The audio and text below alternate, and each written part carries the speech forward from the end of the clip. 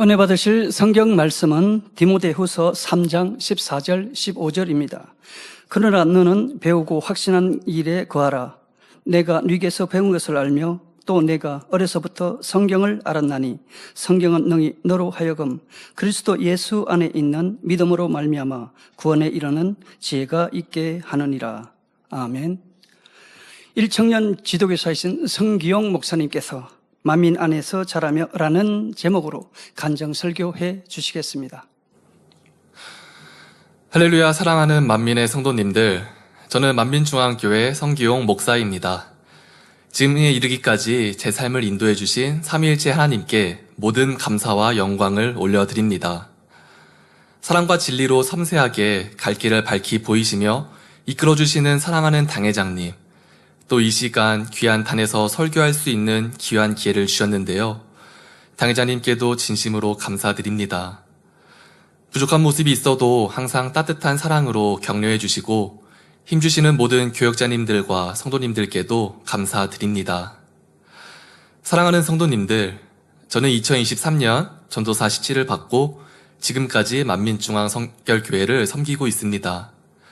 현재 1청년 선교회 지도교사, 기도위원회 총무, 만민라디오 총무, 화요차양예배 인도자 사명을 감당하고 있는데요. 이 시간 저는 제 자랑을 하려고 단에 서 있는 것이 아닙니다. 어떤 특별하고 드라마틱한 이야기를 하려는 것도 아닙니다.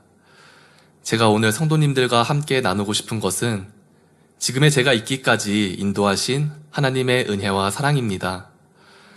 만민 안에서 자란 한 사람이 어떤 은혜를 받았고 어떤 마음과 생각들을 했었는지에 대해 함께 은혜를 나누고자 합니다. 사랑하는 성도님들은 어떻게 만민중앙교회에 다니게 되셨나요? 질병의 문제가 있었나요? 사업터, 일터에 내 능력으로 해결할 수 없는 어려움이 있었나요? 영적인 곤고함이나 말씀의 갈급함 가운데 계셨나요? 어떤 문제나 어려움이 있었는지, 아니면 사모함이 있었는지는 사람마다 다 다르겠지만 만민 안에서 그 답을 찾고 문제를 해결받으셨을 것입니다. 우리 교회는 바로 그런 교회니까요. 그에 반해 저는 그냥 만민중앙교회를 다니게 되었습니다. 저는 1996년생인데요. 1998년에 어머니께서 만민중앙교회에 나오시게 되었고 당시 2살이었던 저는 어머니를 따라 자연스럽게 교회에 나오게 되었습니다. 앞선 수요예배 간증 설교들처럼 원로 목사님을 만난 은혜로운 이야기나 만민에 오게 된 감동적인 스토리는 없지요. 그냥 자라보니 만민 안에서 자라고 있었습니다. 아동 시절의 기억이 많지는 않은데요. 몇 가지 떠오르는 장면들이 있습니다. 어머니가 원로 목사님의 저서나 구역공과를 방에서 소리내어 읽으시던 모습, 카세트 테이프를 통해 들려오던 원로 목사님의 목소리가 기억이 납니다. 그래서 그런지 설교 내용을 이해하는 것은 아니었지만 그냥 원로 목사님의 목소리가 좋았습니다. 어머니를 따라 교회에 오갔던 것, 아동주일학교에서 선생님이 공과를 진행할 때 구세주의 자격 조건 4가지나 선의 4단계 같은 항목을 외우자고 하시면 의미는 잘 모르지만 글자와 순서를 외웠던 기억이 납니다. 2회 연속 특별 단일 철야 같은 시간이 있으면 교회에 따라가서 찬양하고 기도하면 눈물이 나올 때도 있었는데요. 그게 아직 신앙생활을 열심히 해야겠다는 이성이나 자각은 없었습니다. 그러다가 2010년 중학교 2학년으로 올라갈 때였습니다. 한 번도 그런 적이 없었는데 그해 기관총회에서 제가 부기관장으로 선출되었습니다. 기관장단이 된 게 처음이라 뭘 해야 하는지 몰랐습니다. 그런데 일단 부기관장이 되었으니 뭐라도 해야 될 것 같아서 했던 것이 주일에 학생 모임에 가는 것과 토요일에 학생 토요체양 예배에 가는 것이었습니다. 학생 모임에 잘 안 나갔었는데요. 저로서는 갑자기 덥석 부기관장이 됐던 거라 모임이라도 잘 가야겠다 생각했던 것이었습니다. 토요체양 예배도 그때는 막연하게 부기관장이면 가야 되는 건가? 이런 생각이 들어서 가게 되었습니다. 그런데 이 2가지 행함만으로 저는 은혜를 많이 받았습니다. 주일 모임과 찬양 예배 그 2가지를 시작으로 스스로 무엇인가 해야겠다 생각하고 선택하며 신앙생활을 시작하게 되었지요. 주일 모임이나 찬양 예배 외에도 봉사할 부분이나 참여할 일이 있으면 열심히 했습니다. 본격적인 신앙생활이 시작됐던 2010년 당시 분위기를 생각해보면 원로 목사님께서는 죄짓지 말고 하나님 말씀대로 살아야 한다고 설교하시고 우리 어른 성도님들은 회개하며 신앙을 회복했던 분위기로 기억이 됩니다. 당시 저는 15살로 제가 착하게만 살지만은 않았지만 그렇다고 성인들처럼 세상에 나가 죄를 짓고 살 수는 없었던 시기였기 때문에 회개의 분위기보다는 신앙생활에 재미를 붙여나가던 시기였습니다. 교회를 가면 친구들이 있었고 원로 목사님께서 당시 학생들에게 많은 관심과 사랑을 쏟아 부어주셨기 때문에 원래도 좋은 느낌이었던 원로 목사님이 더 좋게 느껴졌습니다. 특히 중2, 중3 그 시기에는 저에게 말씀이 귀에 들리기 시작했고 그 말씀은 참 재미있었습니다. 그리고 그 말씀을 전하는 원로 목사님에 대한 사모함과 동경도 커져갔지요. 토요일 밤에 다니엘 철야가 끝나면 교회 버스를 타고 사택 예배실로 갔습니다. 그곳에서 다음날 아침까지 있다가 원로 목사님을 뵙고 인사를 했지요. 같이 밤을 새는 친구들과 함께 공부를 하거나 말씀을 보거나 아니면 새벽에 보라매 공원에 가서 산책을 하면서 시간을 보내고 잠시 한쪽에서 눈을 붙이고 나면 오전 6시쯤에 원로 목사님께서 성도님들을 만나러 사택 예배실로 내려오셨습니다. 그 인사 시간에 원로 목사님의 말씀을 듣고 대예배 저녁 예배 시간에 또 원로 목사님의 말씀을 들었지요. 그리고 그 당시 미니 은사 집회라고 해서 저녁 예배 후에 또 원로 목사님과 함께하며 말씀을 들을 수 있는 시간이 있었는데요. 주일 하루는 종일 원로 목사님과 함께 있는 느낌이었습니다. 그 말씀 안에서 사랑도 느끼고 평안도 느끼고 권능의 역사도 보았던 그때 당시엔 원로 목사님과 함께 있을 수 있어서 마냥 좋은 마음이었는데 지금 생각해보면 사랑하는 성도님들을 위해 자신의 모든 것을 내어주고 또 내어주셨던 사랑과 헌신이었음을 생각해보게 됩니다. 원로 목사님의 말씀을 들으며 저는 그분의 삶과 사역의 비전에 깊은 감명을 받았습니다. 그리고 원로 목사님이 제일 멋있어 보였지요. 나도 원로 목사님을 돕고 싶다. 저 비전에 함께하고 싶다는 마음이 생겼습니다. 중3이었던 2011년은 원로 목사님과 함께하는 행복한 시간이 많았던 기억이 납니다. 3주 연속으로 특별 치유 집회가 있었던 기억도 나고요. 기관장 교육도 아주 인상 깊었는데요. 기관장 교육에 가보고 싶어서 학교에는 아프다고 적당히 말한 뒤에 조퇴하고 기관장 교육에 갔던 기억이 납니다. 당시 우리 만민의 성도님들은 급속한 영의 흐름 가운데 성결을 향해 힘차게 달려가고 있었습니다. 믿음의 반석에 서기 위해 버려야 할 9가지 교육 내용을 들으며 저는 막연하게만 영, 그리고 성결을 생각했었는데 이것이 막연한 이상과 구호가 아니라 내가 행하고 이루어야 할 현실이라는 것을 깨달을 수 있었습니다. 그리고 실제 영의 열매로 나오는 분들을 보면 신기하기도 하고 대단하기도 하고 너무 귀하고 소중하다는 느낌이 들었지요. 이렇게 2010년부터 2011년 충만하게 신앙생활을 하던 저는 2011년 겨울쯤부터 다시 교회보다는 세상을 향했습니다. 사랑하는 성도님들, 은혜 받고 충만하게 신앙생활 하다가 갑자기 왜 이렇게 되었을까요? 사실 갑자기도 아닌데요. 그 원인은 기도를 하지 않았기 때문이었습니다. 저는 말씀과 행사, 원로 목사님의 헌신적인 삶에 은혜는 많이 받았는데 다니엘 철야는 잘 가지 않았습니다. 특별 다니엘 철야가 있으면 참석했고 평소에는 주 1회, 토요일에만 참석하는 등 기도 생활은 열심히 하지 않았지요. 그래서 교회의 충만한 영의 흐름 가운데 은혜는 많이 받았는데 실제 저의 삶 속에 적용해 가지는 못했던 것입니다. 지금도 기억에 선명한 장면이 있는데요. 토요일에 학교 친구들과 같이 있었습니다. 이제 찬양 예배에 가야 할 시간이 되어서 이제 간다고 얘기하는데 친구들이 오늘만 같이 놀자고 하는 것이었습니다. 그때 굉장히 고민을 많이 했는데요. 고민 끝에 오늘만 친구들과 놀자. 찬양 예배는 다음 주에 가지. 이렇게 생각했습니다. 그때부터 한 번, 두 번, 세 번 빠지기 시작했고 주일 모임도 차츰 빠지다가 고등학생 때부터는 찬양 예배는 거의 참석하지 않고 모임도 가끔 나가는 정도가 되었습니다. 성도님들, 기도는 영의 호흡입니다.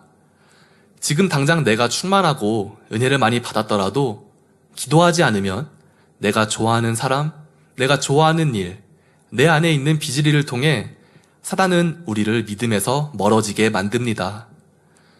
특별히 우리 교회는 말씀과 권능이 언제나 충만합니다. 그래서 우리의 신앙과 믿음 이상으로 많은 은혜를 받을 수 있죠. 그렇지만 기도하지 않으면 언제든지 넘어질 수 있다는 사실입니다. 원수마귀 사단은 우리가 가장 좋아하는 것과 원하는 것을 알고 있지요. 그때 제게 토요 찬양 예배에 가지 말고 같이 놀자고 한 친구도 당시에 제가 가장 친하게 지내고 좋아하던 친구들이었습니다. 혹시 기도 생활에 소홀한 성도님들이 계시다면 바로 지금, 오늘부터 기도 생활을 시작하시길 바랍니다.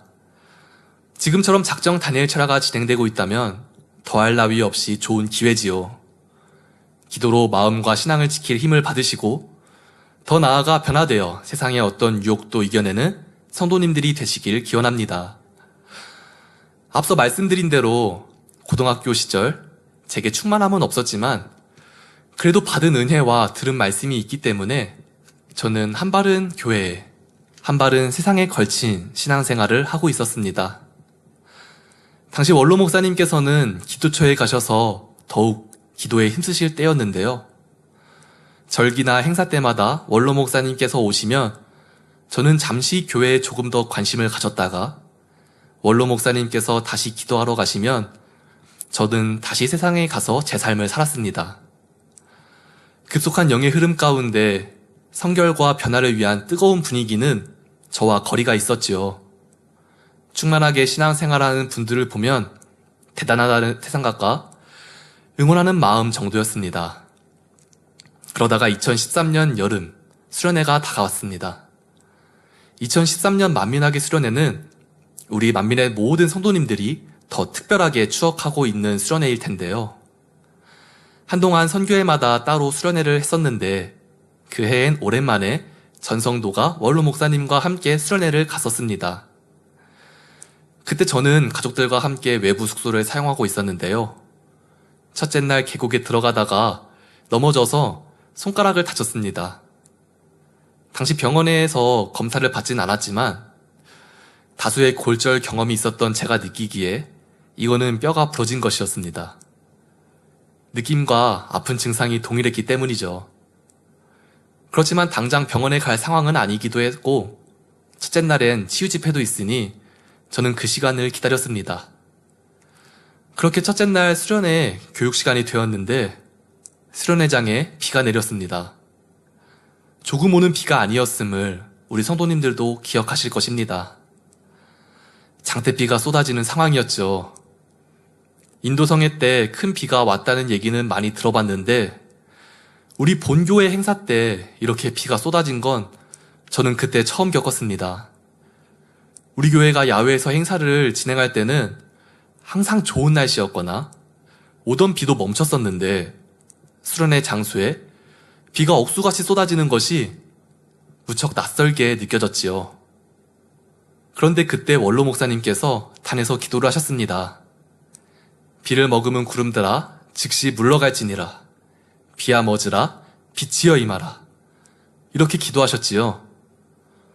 저는 장대비가 쏟아지고 있는데 어떻게 비가 멎고 구름들은 물러가라고 기도하실 수 있지? 이렇게 생각했습니다. 만민 안에서 자랐기에 원로 목사님의 권능과 기사와 표적을 몰랐던 것은 아닙니다. 그렇지만 지금 이렇게 비가 쏟아지고 있는데 이 비 속에서 비구름을 물리치는 기도를 하시는 모습은 너무나 놀라웠습니다. 그곳에 한두 명이 있었던 게 아니었습니다. 전국 전 세계 만민의 성도님들이 모여 있었습니다. 방송으로 함께하는 수많은 성도님들도 계셨지요. 그런데 비가 안 멎으면 어떡합니까? 앞에 서 계신 원로 목사님의 체면은 어떻게 되는 것입니까? 즉시 물러가라고 기도하셨는데 즉시가 아니라 좀 있다가 그치면 어떡합니까? 그렇지만 또 한편으로는 원로 목사님께서 기도하셨으니 되겠지? 이렇게 생각하고 있었는데 그런 생각들은 아무런 의미가 없어졌습니다. 기도하신 그대로 즉시 비가 멈춘 것이었죠. 그뿐만이 아니었습니다. 정확히 우리 머리 위에 있는 먹구름만 물러가서 도넛처럼 하늘이 뻥 뚫린 것을 보았습니다. 성도님들, 소나기가 내리다가 그친 것을 본 경험은 많으시죠? 그렇다면 혹시 그 비도 그런 것이었을까요? 절대 아닙니다. 그렇다면 우리 머리 위로 뻥 뚫린 그 하늘은 도대체 어떻게 설명할 수 있을까요? 그런 일이 어떻게 일어날 수 있을까요? 저는 너무나 놀라웠습니다. 원로 목사님과 함께 하시고 보장하시는 하나님을 깊이 새기고 느낄 수 있었던 시간이었지요. 아까 손가락이 골절이 있었다고 했었는데 그건 어떻게 되었을까요? 성도님들이 생각하시는 그대로입니다.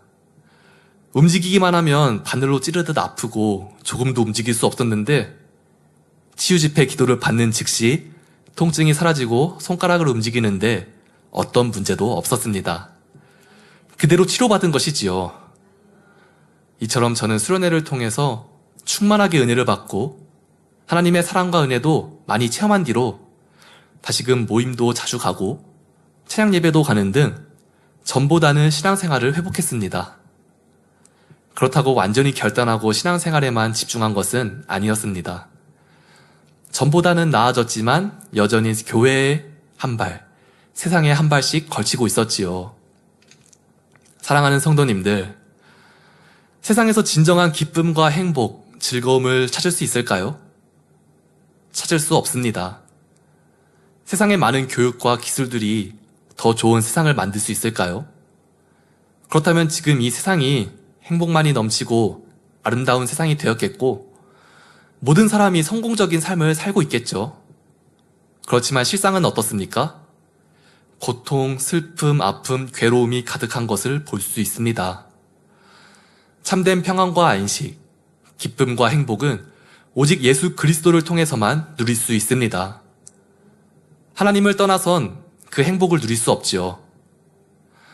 그렇다면 고등학생 때의 저처럼 하나님과 세상 두 방향을 같이 가면 어떨까요? 한편으로는 하나님 안에서 은혜와 평강을 누리고 다른 한편으로는 세상에서 즐거움과 재미를 누리게 될까요? 이 둘의 장점만 취할 수 있을까요? 제가 해보니 절대 그럴 수 없습니다. 당장은 게임하고 친구들과 노는 게 재미있을 수는 있습니다.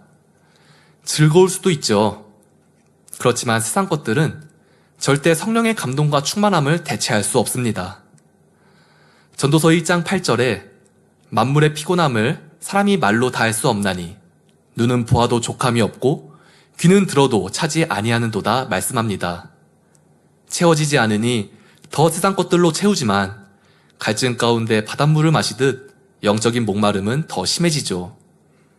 사랑하는 성도님들, 하나님의 말씀과 진리로 세상을 살아가는 것이 세상 사람들이 보면 미련하게 보일 수 있습니다.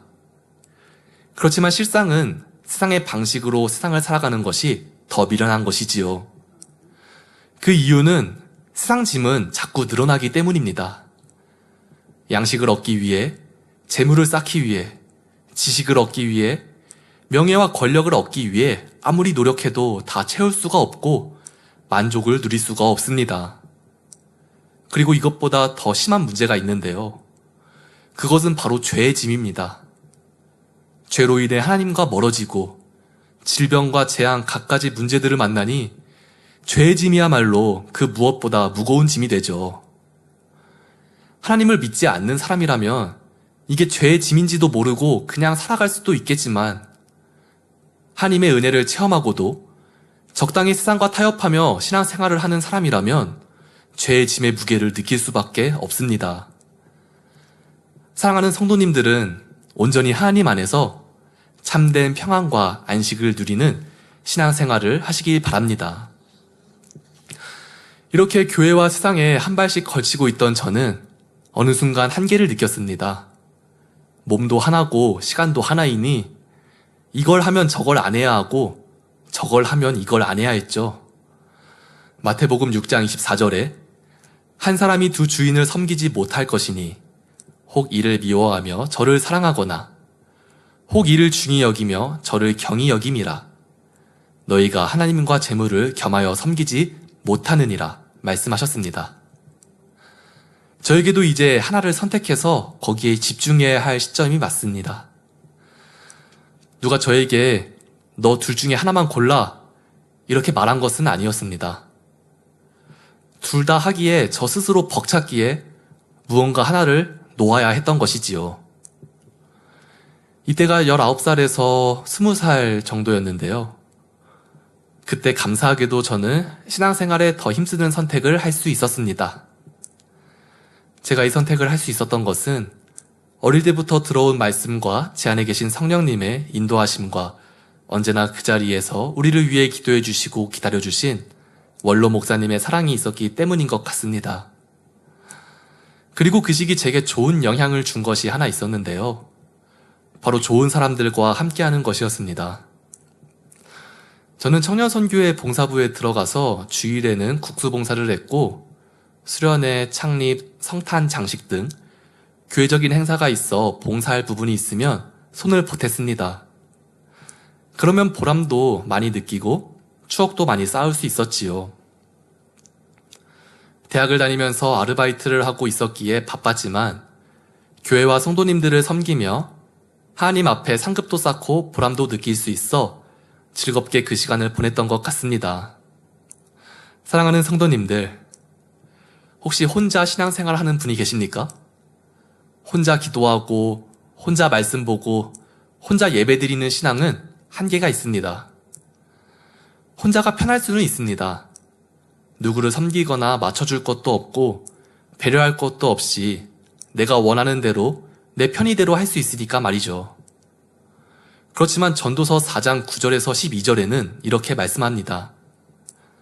두 사람이 한 사람보다 나음은 저희가 수고함으로 좋은 상을 얻을 것임이라. 혹시 너희가 넘어지면 하나가 그 동물을 붙들어 일으키려니와 홀로 있어 넘어지고 붙들어 일으킬 자가 없는 자에게는 화가 있으리라. 두 사람이 함께 누우면 따뜻하거니와 한 사람이면 어찌 따뜻하랴. 한 사람이면 패가겠거니와 두 사람이면 능히 당하나니 삼겹줄은 쉽게 끊어지지 아니하느니라 말씀하시죠. 그리고 히브리서 10장 24절에서 25절에는 서로 돌아보아 사랑과 선행을 격려하며 모이기를 패하는 어떤 사람들의 습관과 같이 하지 말고 오직 권하여 그날이 가까움을 볼수록 더욱 그리하자 말씀하십니다. 내가 조금 덜 충만하더라도 성령 충만한 사람들과 함께하면 나도 불을 받을 수 있고 내가 충만하면 덜 충만한 사람들에게 불을 붙여줄 수도 있는 것입니다. 서로 믿음의 대화를 하고 하나님 안에서 충성하며 나아갈 때 서로에게 영육 간에 유익한 점이 많습니다. 그러니 혼자 신앙생활을 하기보다는 모임에 나가고 내가 속한 선교회나 교구에 나도 함께 할 수 있는 일이나 사명이 있으면 적극 동참하시길 바랍니다. 그때 저에게는 그것이 청년선교회 봉사부였죠. 그렇게 충만하게 신앙생활을 하다가 저는 2016년에 입대를 해서 군생활을 하고 있었습니다.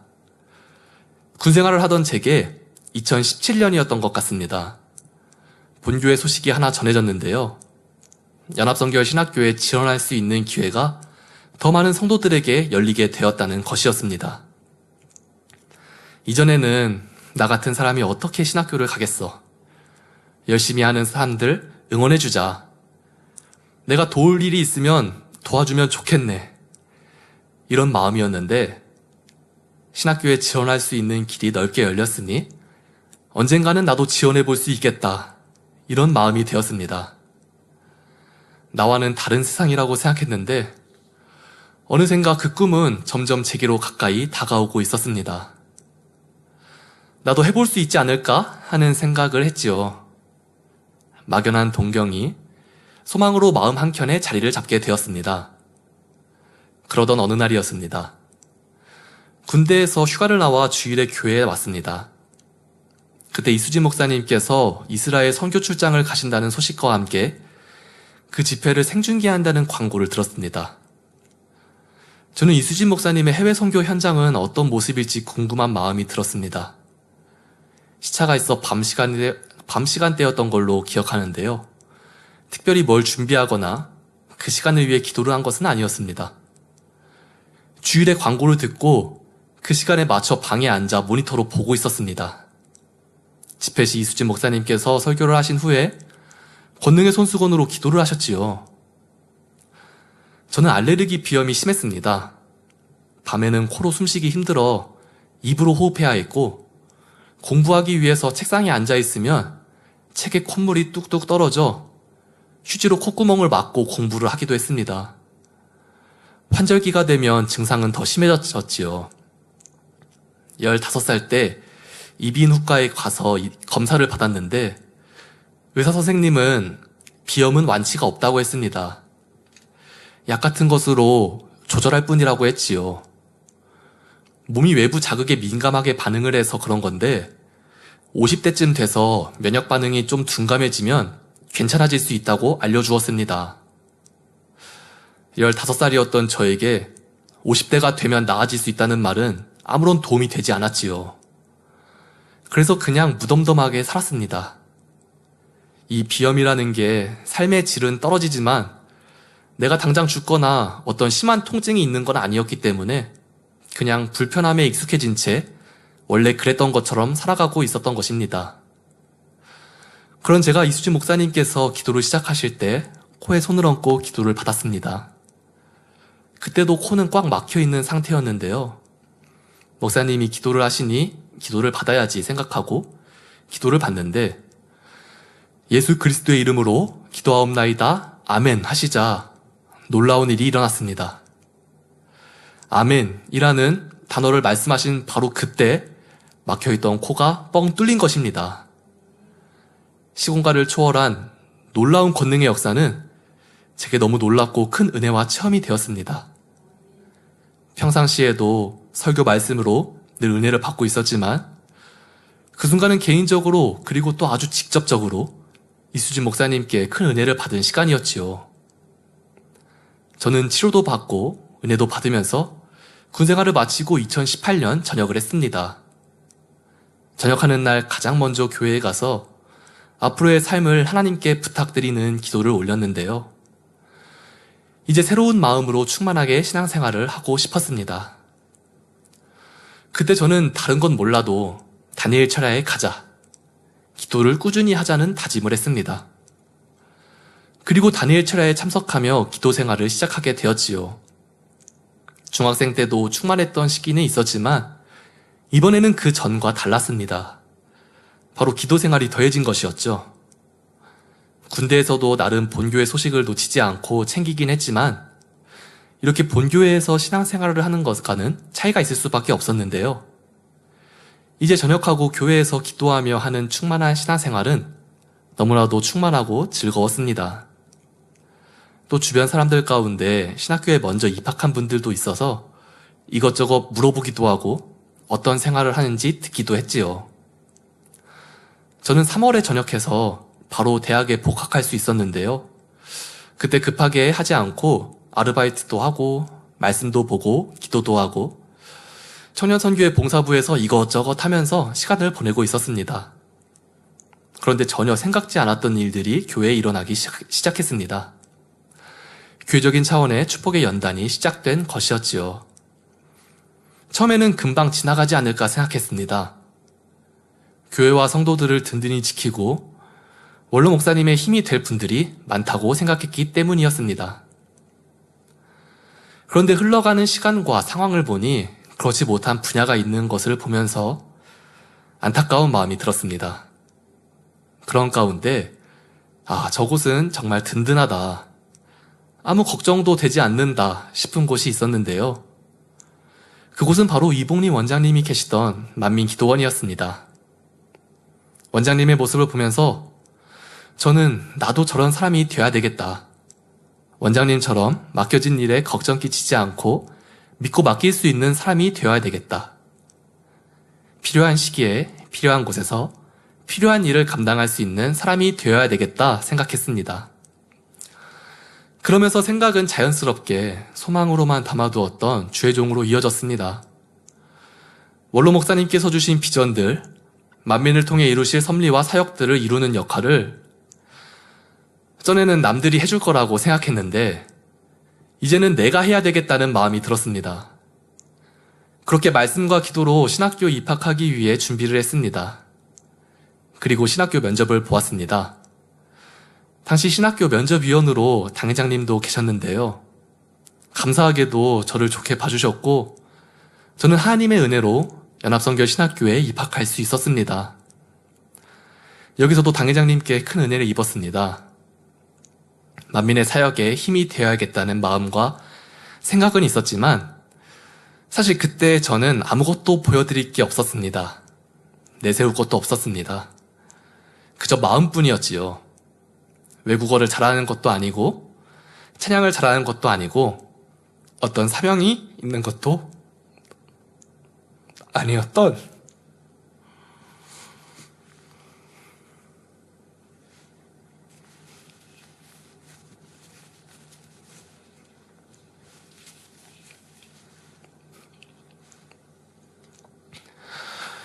아주 평범한 교회 형제였습니다.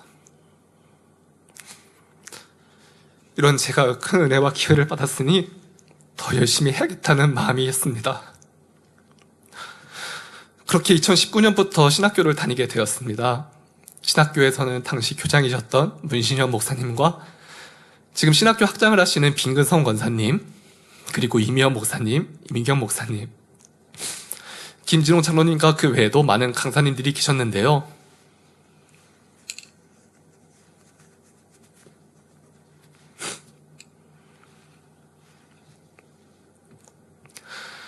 영육간에 많은 것을 배우고 성장할 수 있는 귀한 시간이었습니다. 함께 공부하는 학우들과도 즐겁게 공부했지요. 그렇게 신학교를 졸업하고 저는 2023년부터 일청년 선교회 지도교사로 사역을 시작했습니다. 청년 회원들을 만나며 신학적인 대화는 물론 생활, 학업, 취업에 관한 분야도 대화 나누며 하나님의 사랑과 은혜, 당회장님의 말씀과 권능, 그 안에 담긴 사랑을 전하며 사역을 감당해 나갔습니다.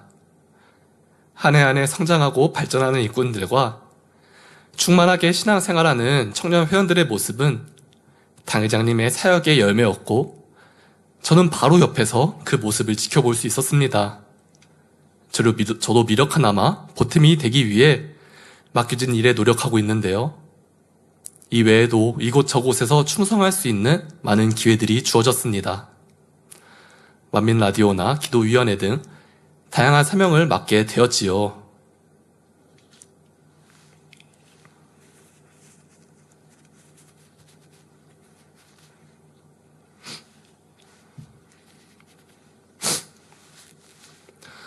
언젠가 한 번은 이런 적이 있었습니다. 라디오 원고를 준비하는데 제 스스로 만족스러운 글이 나왔습니다. 이것보다 잘 쓰긴 어렵다고 생각한 원고였습니다. 그래서 함께 코너를 진행하는 목사님께 오늘 원고가 제 고점이라고 말씀드렸는데요. 그러자 목사님께서는 우리 교회는 항상 고점을 넘어왔다 이렇게 말씀하셨습니다. 저는 큰 깨우침을 얻었습니다. 만민의 사역도 당회장님의 사역도 늘 그래왔구나. 언제나 최고의 수련회였고 최고의 권능이었고 최고의 말씀이었고 최고의 은혜였지.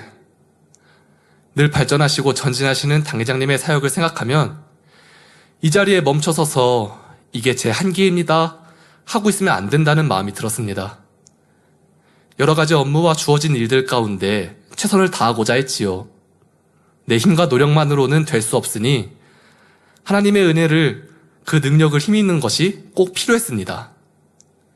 그리고 아버지 하나님께서는 언제나 도와주시고 힘을 주셨죠.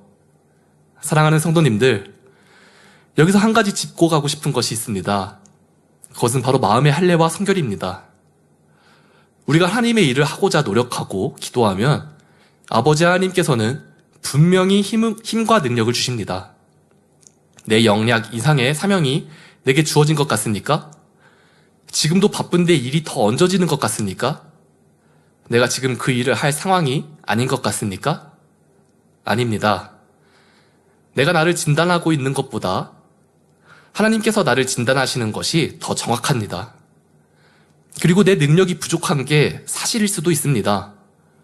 그렇지만 그 사실도 능력이 많으시고 우리를 붙들어 주시는 하나님의 사랑과 은혜를 뛰어넘을 수는 없지요. 이렇게 하나님의 은혜와 능력 가운데 사명을 감당해 나감에 있어서 기도하며 나아가는 것은 너무나 중요합니다. 그리고 이와 더불어 함께 해야 하는 것이 있는데요. 바로 마음의 할례입니다. 사명 감당과 충성에는 몰두하고 기도하는데 마음의 할례는 그만큼 따라오지 못한다면 그 불균형은 내 신앙 성장에 큰 장애물이 됩니다. 더 나아가 그 불균형으로 인해 어느 순간 사단의 역사를 받아서 힘들다, 지친다, 왜 나만 이러나, 이런 것까지 해야 하나, 언제까지 해야 하나, 이런 육신의 생각을 받아들이면 기껏 쌓아온 충성과 내 능력의 역량도 스스로 저버릴 수가 있게 되지요. 그러니 우리는 늘 마음의 할례에 힘쓰며 하나님의 일과 더불어 하나님의 뜻을 행해 나가야 하겠습니다. 사랑하는 성도님들, 우리는 당회장님과 해야 할 일이 많은 사람들입니다. 새성전을 눈앞에 두고 있는 이 시점, 우리는 영육간의 능력들을 준비해 나가야 하지요. 당회장님, 앞서가셔서 다 이루어주세요. 저희는 뒤에서 응원해 드릴게요. 이 정도의 소극적인 모습으로는 이 재단과 당회장님을 통해 이루실 사역에 적극 동참할 수가 없습니다. 그리고 사실 저는 그런 마음과 시간을 이미 보내봤습니다. 원로 목사님과 함께하던 시절에 더 일찍 변화되기 위해 힘쓰고 사명 감당하며 힘과 기쁨이 되어드렸다면 얼마나 좋았을까 생각해보기도 합니다. 그렇지만 지나간 시간으로 되돌아갈 수는 없지요. 그래도 우리에겐 기회와 시간이 있습니다. 원로 목사님의 비전이 당회장님과 함께 이뤄나갈 앞으로의 사역이 사라진 것이 아니라 우리 앞에 그대로 놓여있지요.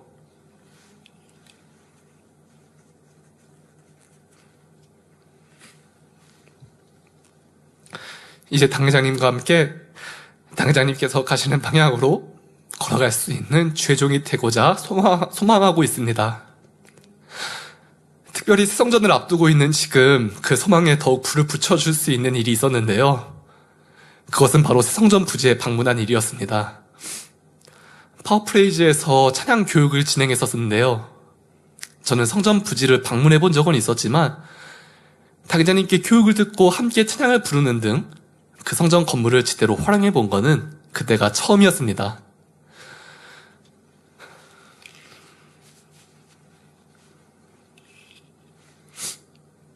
이 시간은 새성전과 앞으로 당회장님을 통해 이룰 사역에 소망을 더해 주었습니다. 만민 안에서 성장하며 늘 들어왔고 또 함께 기도한 새로운 성전이었습니다. 지금 청년 정도의 나이라면 성전을 확장 이전한 경험은 없는데요. 제가 초등학생일 때 구로에 구구성전과 구성전이 있었고 구성전으로 합쳐졌습니다. 그리고 신학교 3학년 때 지금의 장소로 왔는데요. 의심하는 건 아니었지만 성전 이전이 언제나 이루어질까 생각했었습니다. 그런데 이제는 그 성전의 실체가 눈앞에 드러났죠. 눈에 보인 바, 손에 만진 바가 된 것입니다. 성전 건축에 대해 내가 다 알지는 못하지만 하나님께서는 분명 일하고 계셨고 이제 그것이 우리 눈앞에 드러난 것입니다. 사랑하는 성도님들, 이제 새 성전과 새로운 시대는 막연한 기도 제목이 아닙니다. 당장 우리 눈앞에 있는 현실이지요. 마태복음 9장 37절에서 38절에 추수할 것은 많되 일꾼은 적으니 추수하는 주인에게 청하여 추수할 일꾼을 보내어 주소서 하라 말씀하십니다. 우리 한 사람 한 사람은 추수하는 날에 얼음 냉수와 같이 주인의 마음을 시원케 해드려야 하지요. 이런 중차대한 시기에 개인적으로도 또 만민의 청년들과 모든 만민의 성도님들이 세상전 새로운 시대를 준비할 수 있도록 마음쓰고 기도하고 있습니다. 당회장님의 사역을 돕는 것은 한두 사람의 힘으로만 가능한 것이 아닙니다. 우리 교회 전체가 당회장님의 사역을 함께 서포트해야 되지요. 아직 제게 부족한 분야들도 있지만 부족한 분야가 있기 때문에 무엇을 해야 할지 분명하고 선명하게 보이는 것 같습니다. 더 말씀 무장하고 기도의 시간을 채우고 사명을 잘 감당하기 위해 끊임없이 배우며 발전해 나가려고 합니다. 우리 모두 당회장님과 함께 이뤄갈 만민의 비전을 위해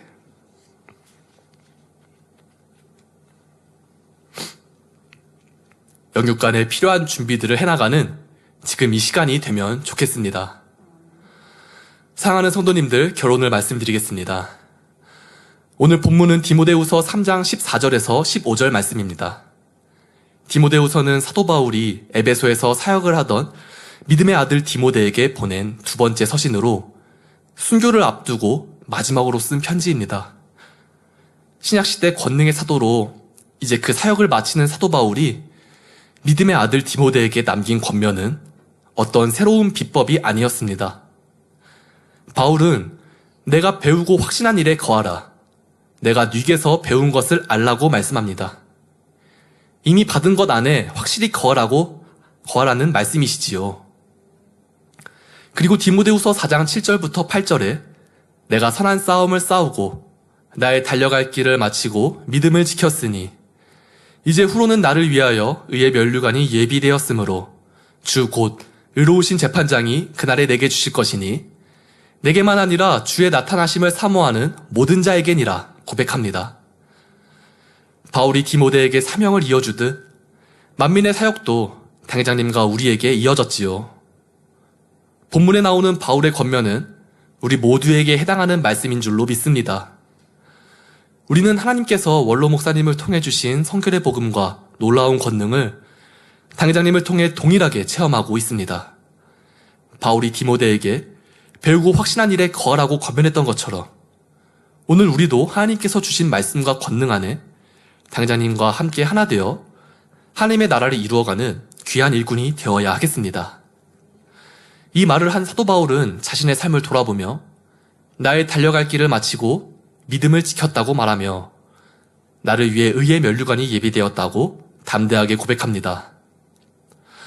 오늘 이 간증 설교를 준비하며 저를 돌아볼 때 아직 미흡하고 부족한 것이 많지만 내게만 아닌 주의 나타나심을 사모하는 모든 자에게니라 말씀하신 대로 오늘도 내일도 저는 이 길을 걸어가려고 합니다.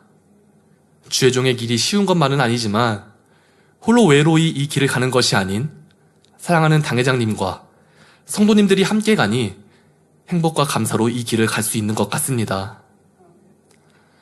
특별히 신앙에 롤 모델이 있다는 것에 감사한데요. 고린도전서 11장 1절에 내가 그리스도를 본받는 자 된 것 같이 너희는 나를 본받는 자 되라 말씀하신 대로 오직 하나님 말씀과 주님 뜻대로 살았던 원로 목사님을 그대로 본받아 사역을 이루어 가시는 당회장님이 계시다는 것에 감사했습니다. 저는 학생 때 원로 목사님은 원로 목사님이시니까 이런 생각을 하기도 했는데요. 원로 목사님께서 하나님 말씀대로만 사는 것은 너무 자연스럽고 당연한데 다른 사람도 그렇게 살 수 있나 하는 생각이 있었습니다. 그런데 누가 봐도 그 삶과 사역을 그대로 이루어가시는 당회장님의 삶은 그 자체로 제게 소망이 되었습니다. 우리도 하나님 말씀대로 살 수 있고 성결을 이룰 수 있다는 확신한 증거가 되어주신 것입니다. 우리 만민의 모든 성도님들 모두 같은 마음이라고 생각합니다. 당회장님의 말씀을 들으며 에휴, 나는 저렇게는 못 살겠다. 너무 어렵다. 이런 생각이 드십니까? 아니면은 저렇게 하면 되는구나. 나도 저렇게 해야 되겠다. 이런 마음이 드십니까? 당연히 후자지요. 왜 그럴까요? 당회장님께서 직접 그 길을 걸어오셨고 그 삶을 사시고 우리에게 그 경험과 노하우를 그대로 알려주면서 사랑으로 인도해 주시기 때문입니다. 그것이 말씀의 권세가 되어 우리를 이끌며 길을 제시하니 나도 할 수 있겠구나 하는 감동이 드는 것이지요. 오직 하나님 나라와 영광을 위해 그리고 영혼들을 위해 살며 생명의 말씀과 권능의 사역을 이루어오셨던 원로 목사님의 모습을 마냥 동경하기만 했고 사모하기만 했던 어떤 한 사람이 이제 당회장님을 통해 그 사모하고 동경했던 모습이 될 수 있는 길을 보았습니다. 그리고 나도 그렇게 되겠다는 확신을 가질 수 있었지요. 하나님과 세상에 한 발씩 걸쳐서 머뭇거리기만 하던 제가 이제는 확신 가운데 오늘도 내일도 변화와 성결을 향해 나아갈 수 있는 것, 이것이 저의 가장 큰 간증입니다. 우리는 막연한 목표만 있는 것이 아닙니다. 먼저 믿음의 본을 보여주시며 앞서가시는 당회장님이 계시지요. 저는 당회장님께서 걸어가시는 그 길과 방향으로 걸어갈 것입니다. 그렇게 한 걸음 한 걸음 믿음의 길을 가면 분명히 성결을 이루고 당회장님의 사역에 함께하며 결국엔 아름다운 천국, 새 예루살렘에 이르게 될 것이라 확신합니다. 모든 만민의 성도님들도 바울이 모든 사역을 마친 후 의의 면류관을 바라보았던 것처럼 하나님 앞에 담대히 서기까지 하루하루 힘차게 신앙의 전진만 있기를 바랍니다. 당회장님과 만민에게 주신 비전을 모두 이루고 천국에서 해와 같이 빛나며 큰 상급과 영광을 누리는 귀하고 복된 모든 만민의 성도님들이 되시기를 주님의 이름으로 기원합니다. 들으신 말씀을 상고하시며 함께 기도하겠습니다. 좋으신 아버지 하나님, 아버지의 크신 은혜와 사랑에 감사를 드립니다. 오늘은 제가 만민 안에서 자라며 받은 은혜와 생각들을 함께 나누었습니다. 아버지 하나님, 우리 모든 만민의 성도님들 한 분 한 분에게 아버지께서 계획하시고 아버지께서 바라시는 그 뜻과 섭리들이 있습니다. 우리들 그 길을 가며 당회장님과 함께 이 마지막 때 사명들이 이루어나가는 귀한 일꾼들로 설 수 있도록 역사에 주옵소서. 감사드리며 우리 주 예수 그리스도의 이름으로 기도하옵나이다. 아멘.